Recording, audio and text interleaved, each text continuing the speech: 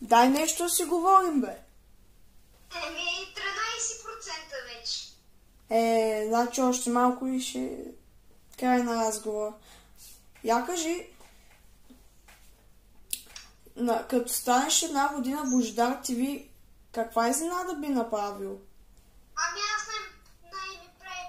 Аз искам панера, мати. Какъв панер, бе? Не, бе, няма нужда. Не, аз имам предвид какъв клип. Не знам.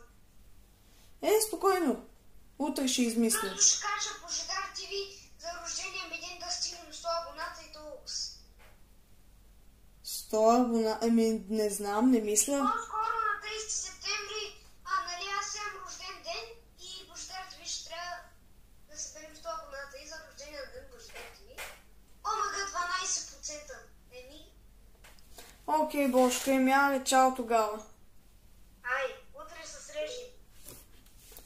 И ето как, приятели, успях да заснема шортс клипче в готината банда. Очаквайте, приятели, или на 3, или на 4, или на 5 септември ново клипче в Божидар ТВ. Както разбрахте от Бошко, все още не сме измислили какво клипче ще снимаме, но утре на 3 септември ще измислим.